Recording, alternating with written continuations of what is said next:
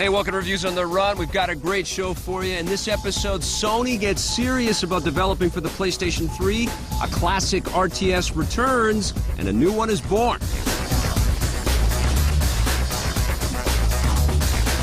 Today on Reviews on the Run, Jose and I are taking a look at LittleBigPlanet, Golden Axe Beast Rider, SimCity Creator, and in Versus, it's Tom Clancy's End War against Command & Conquer Red Alert 3. All right, before we jump right into talking about LittleBigPlanet, because we know you want to hear... LittleBigPlanet? I know, isn't that crazy? I didn't. You didn't get the memo? I didn't read my literature. Oh, you didn't get your literature? Oh, come on. This is Jose Fubar Sanchez. You guys all know that. If you don't, you've been missing out on some great stuff on EP Daily. Please watch the show. We're talking about LittleBigPlanet. This is made by Media Molecule out of Guildford, England. Great studio, very cool guys. Country. And Sony Computer Entertainment has published this game, and I'll tell you, this was definitely the baby of Phil Harrison. He really kind of brought this to birth and wanted to make sure that this was made for the PlayStation 3. This is my most anticipated PS3 game of last year. Yeah, this may be the best thing that Phil has ever done for Sony. He did a great thing in finding this team and championing this game, because it is a total treasure. It is a gem. LittleBigPlanet is one of a kind. I mean, it is platform action adventure type of title that we've played a million times before. It doesn't have to be that. But it doesn't like a have to be. Yeah, but that's the thing. It's physics toy box. It's basically do whatever you want to do with the creations and the characters and all of the worlds and all the elements that are in each world. All the different variations of Sackboy. And play it as much as you want. It's a whole new experience. Like, I mean, how do you even categorize a game like this? Well, awesome. I think it's in the awesome category. I think right away, even from the credit sequence, the opening sequence where you play as Sackboy, basically running along a straight line that bumps and weaves and flies all over the place. Opening credits and all the different faces and people that worked on the game all pop up as architecture and sort of elements of the environment as Sackboy's running by them, and you're seeing the names and rainbows are popping up, and then Vic loves rainbows. It does look photorealistic. It looks like they actually shot video. I just want to grab Sackboy and play with it. Yeah, absolutely. And all the environments look like, real wooden horses and toys and marionettes that come down, and everything looks like it's got physical weight and presence, and the way that they connect. Yeah. I mean, even the Sackboys, you have manipulation over their different hands, so you can actually get them to do all kinds of dance moves. Yeah, you can have different facial expressions on the character at any given time. The sad one has got to be the best. It's nothing to get upset about. Don't go hurling your controller at the cat, because it might throw something back and it'll only escalate, and then...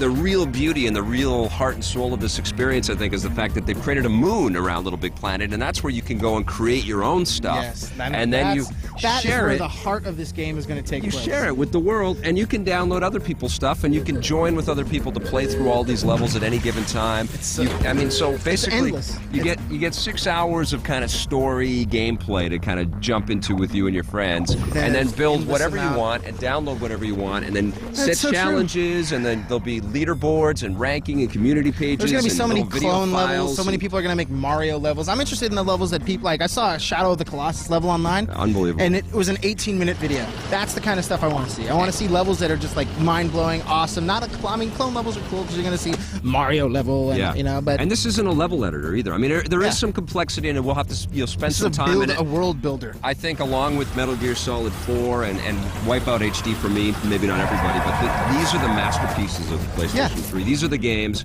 that are making it 100% worth your investment to go and get this machine. You have to check out a game like this. You got to applaud creativity like this, man. This is unbelievable. I think it may not be your favorite game out of your whole PS3 collection, but out of the group of people that will come in contact with your PS3, the game your girlfriend's going to want to play with you. That will be the best game that everybody plays. Or boyfriend. Absolutely. However you're rolling. LittleBigPlanet, I'm giving it a 10 out of 10. What about you? 9.5. 9.5. It's unbelievable.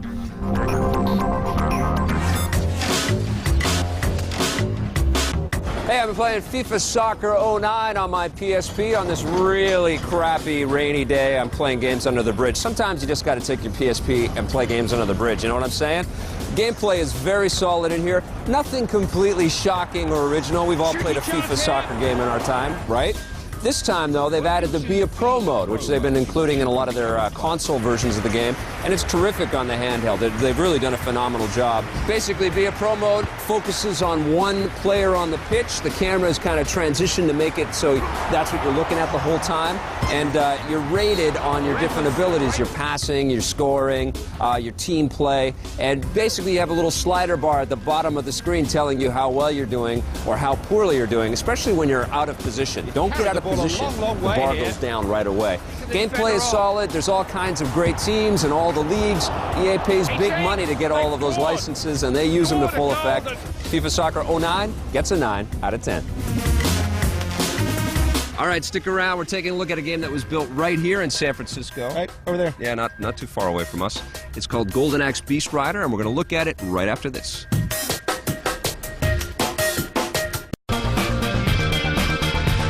Welcome back. We're talking about Golden Axe Beast Rider now, and I have some disclosure here.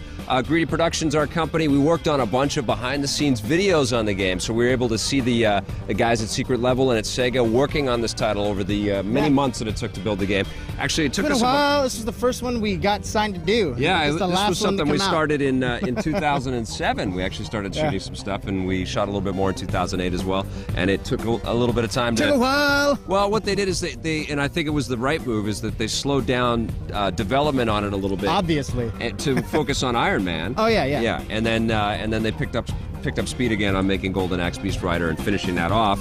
Now, if you can recall, Foobs and I reviewed Iron Man from Secret Level and Sega, and we had the same disclosure. Yeah, same disclosure because we same worked on that disappointment behind the scenes. Yeah, and we were disappointed with that game. And again, guess what? We're disappointed with Golden Axe Beast Rider. It's a good-looking game, and I think there's some really cool elements in the title. I like the story sequences and the cutscenes and the character design. Look a little like Heavenly Sword. Yeah, a little Heavenly Sword feel, which is not bad. Little God of War, little Ninja Gaiden in there as well in terms of design and characters and the environmental stuff that they've got going on, and the way that they structure the levels and grade you at the end of every one of those. But what kind of mars the experience, first of all, is the lack of any cooperative play. And if you've been following the game, it's a three-player standard. I mean, you see Gilius the elf at the end of like the first like kind of mission. He comes out and saves you after you get clubbed in the head, unconsciousized. And you see the barbarian as well, and they're all interwoven into the story. And it's really kind of setting up the stories that were a part of Golden Axe 1 and 2 in the arcade games.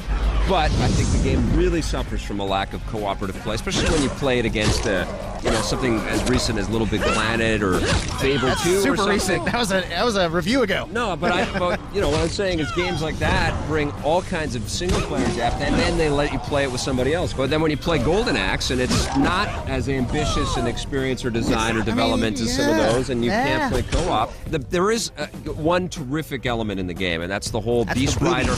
Well, there's lots of boobies in the game, but the beast riding aspects of the title are pretty fantastic. I like jumping onto each of the different characters and, Which one was your favorite? I like the limp. I like the sort of cat kind of, perching and... The Miragor, which is later on in the game, like third, fourth level. It's like this badass, like gorilla-looking guy with spikes, and he just like tears through enemies. But if you keep hitting the attack button, the looping sound that it makes is just drives you crazy. Yeah, drives you crazy. Yeah, some of the sounds. Period. If you turn the music off, which we have to do sometimes when we're recording the gameplay, I gotta listen to this guy. And it takes away a big chunk of the experience because the music's actually really solid in the game.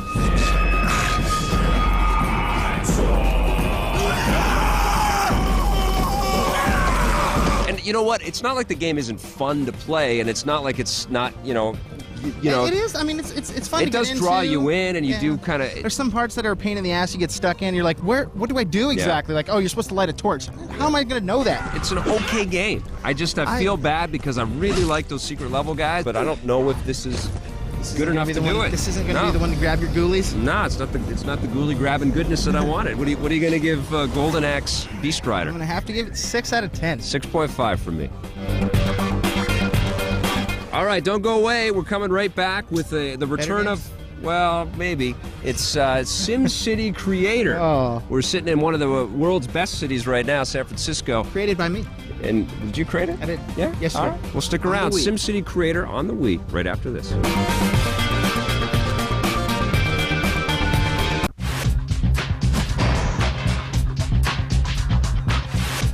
2006 was a huge year for Lara Croft with Tomb Raider Legend, and here it is for the Nintendo DS. And actually, it's a pretty decent representation. A little bit blocky, a little bit chunky, some kind of superfluous use of the stylus for the shooting action involved here as well. Actually, when you come up to a bad guy, Lara stops on the top screen, and then they go to this full first-person mode where you're actually using the stylus to shoot at the bad guy, and you have to kind of whip up the stylus and try to shoot before they get you.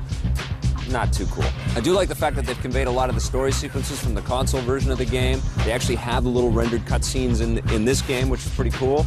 And they also visit all the different locales that are in the bigger game as well. So you're going to Tokyo, you're in Peru, you're in the jungles, you're in a whole bunch of tombs. But be prepared, it's definitely not as slick as it was in the consoles. I'm giving Tomb Raider Legend for the Nintendo DS a 6.5 out of 10.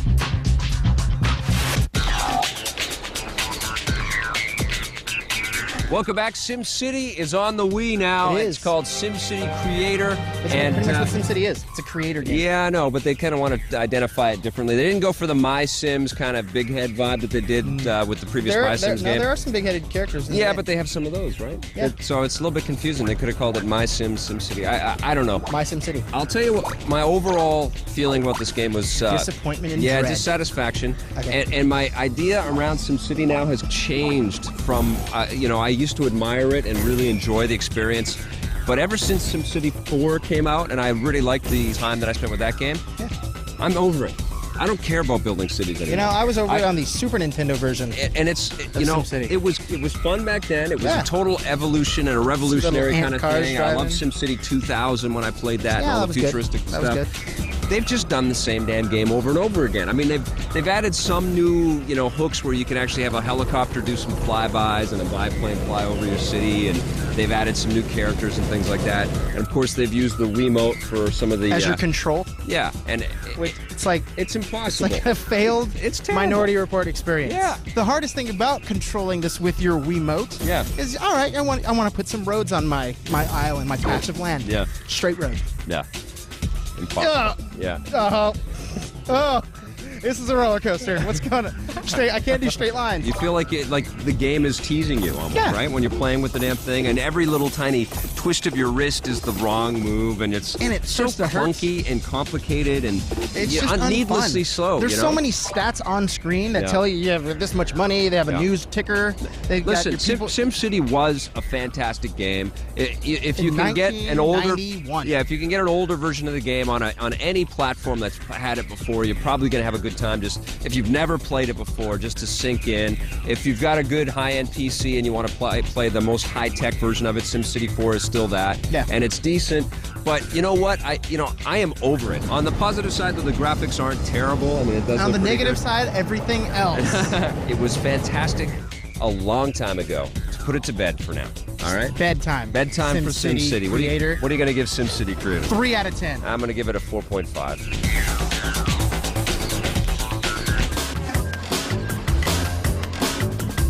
Today in hardware, we're talking about Sony's brand new PSP. It seems like they make a new one every couple of months now. I think so. What's going on with that? The other ones just came out maybe like half a year ago, maybe a year ago. This is the PSP 3000, which is lighter still than the PSP 2000. And still no second analog. No second analog. No real kind of functional change to the way that you're going to play your games, or Except for the screen's brighter. you don't have like a built-in hard drive or anything like that. But Built-in microphone, you do have a built-in microphone, which is the a big good selling deal. point. I think that's a pretty if you're cool using thing. Skype on your PSP, which some people do. Yeah, definitely. It's a good way to save some money on some phone calls there. And then, of course, there's games like the SOCOM series, which allow you to do some voice chatting over them. You don't need to have the separate, The cool looking earpiece. Which I actually like that kind of stuff. But if you, you don't want to attach anything else, you just want to take the PSP in your game and go, then you can do that. Give me which is Bluetooth in the cool. PSP, so you can have your little...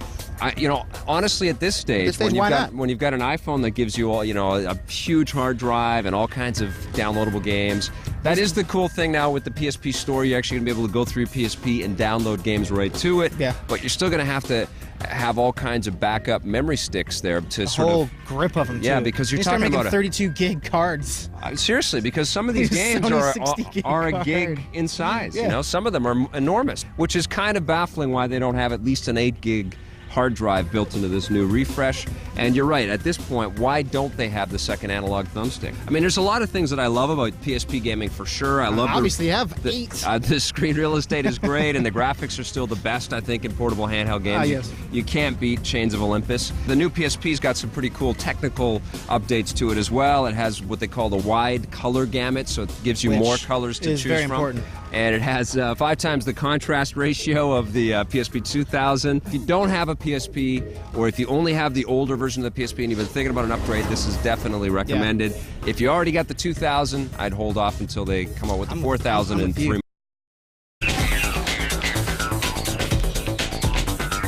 Welcome back. We've got a very cool versus for you today. It's 2 real-time strategy games. One of them is kind of an old-school remake, and one of them is absolutely new school. Yeah. And they're going head-to-head, and this is an interesting matchup that I've been looking forward to for a long time. We're talking about Tom Clancy's End War from Ubisoft going up against EA LA's Command & Conquer Red Alert 3. All right, let's talk about the graphics. How did you think the visuals stood up? Well, once I took a look at Command & Conquer on that sexy MacBook Pro that you've got, the new one with the shiny, well, high-res graphics. I know. Dude, the water. Like, I want to go swimming in the game. I just want to dive into I almost dove into a screen. He had to pull me back. Yeah, I know. The difference here, I think, the distinction between the 2 games, I think End War is going for a little bit more of a realistic kind of vibe, a little bit more Ghost Recon-y. Definitely Command & Conquer is a little more, not cartoony, it's but comic brighter. Book, man. It looks like a comic book from a, it does have that a higher art vantage. style going for Big it. time. What they've done with the kind of overall gloss of Red Alert 3 is they've integrated a lot of, pop-up video kind of sequences. With some, like, heavy-duty, hardcore acting. They got some great actors, but it's cheese all the way through. You're not expecting a real. Yeah, they're not going to be like, let's play this serious. It's like you got Tim Curry in there with his crazy accent. Yeah, and it's just like that comes and goes. Yeah. Whereas in End War, I think they kind of wanted to make it look kind of gritty and realistic. You got Viggo Mortensen looking character. Yeah, it looks like kind of like they each took from like you got Lost cast member. Looks like the guy Echo. Yeah. As your Nigerian host. Yeah, there's definitely the artistic kind of slant there is to pull from familiar imagery in terms of the characterizations.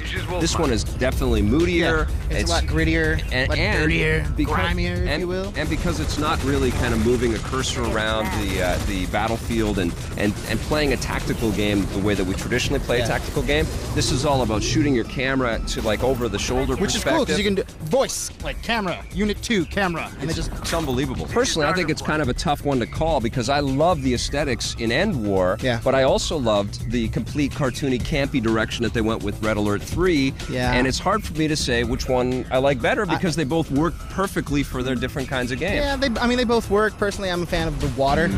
All right. There you go. I'm giving them a tie. What about in the audio department? How do you think they stood up? Well, it all depends on your style of audio. Yeah. If you like just toned down melodramatic war themes, you're going to go with End War. If you like rock and roll. The music in CNBC is crazy, man. It is like a metal. It's like a heavy metal concert going on right there. It's like this, I'm trying to play End War, and I got him in the background playing Command & Conquer, and I'm just like.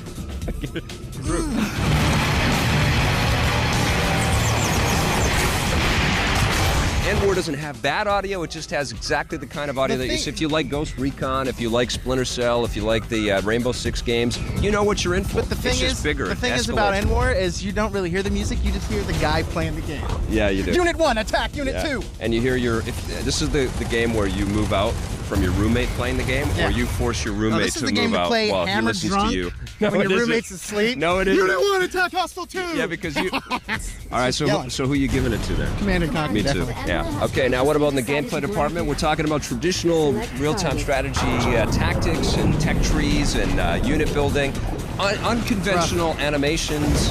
And, kind of a cartoony, accessible vibe in Red Alert 3 going up against End War, which is also very accessible, but it's a different discipline to learn with the voice commands. But it's like, it seems, because, like, you don't have to necessarily guide your troops to destroy everyone. You tell them to go fight the first group of hostiles, and they'll kill them, and they'll go on to the next guy. So, like, I was just like, Unit 1, attack Hostile 1. Yeah. Unit 2, attack Hostile 1. Unit 3, attack Hostile 1. And then I just go watch Vic play Command & Conquer. I'm like, I just look over. If you guys need me, call me. In the headpiece. We cannot do that, sir. Yes, you can. CNC Red Alert 3, we're doing the same things, although in a dressed-up fashion that we've done since the series launched almost 20 years ago. I mean, that's what Command & Conquer is. It's tough for me to call this one, though. I had a really good time for different reasons in both games. You just got to pick up your phone and dial, man. Pick up your phone and Tough for me to call. I like them both a lot. I think I'd probably give them a tie. Don't get on her bad. What about you? You're going to say Command and Conquer? All right. Okay. What are you going to give Command and Conquer Red Alert 3? Command and Conquer 8.5. 8.5 for me as well. What are you going to give End War? 8. 8.5 for me. So there you go. There's two very good RTS games available for you right now. Very different approaches for these games. So maybe if you're a big RTS fan, you might want to have both of them. If you have a speech impediment, you're definitely going to want to play Command and Conquer. There you go. Today on the show, Jose and I took a look at LittleBigPlanet. Stunning creative choices and the freedom to add new content to the experience every time you boot up the game. Some of the jumps are challenging, but it's so hard to quibble. This is one of the best, guys. Get it. Golden Axe Beast Rider. There's some good design work in the game. The beast riding is great, and the combat is pretty solid, but there's no cooperative play, and you have technical issues to contend with. There are just much better hack and slashers to grab out there. SimCity Creator. The original SimCity game was great. Get that.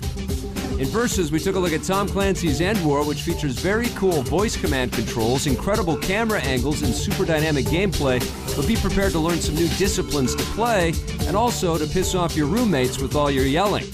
We looked at that one against Command & Conquer Red Alert 3. The campy style, ridiculous cutscenes, and fast-paced gameplay make Red Alert 3 a total treat to play, but it is traditional and familiar RTS territory. The Rogers Video Game of the Week is LittleBigPlanet. No surprise there.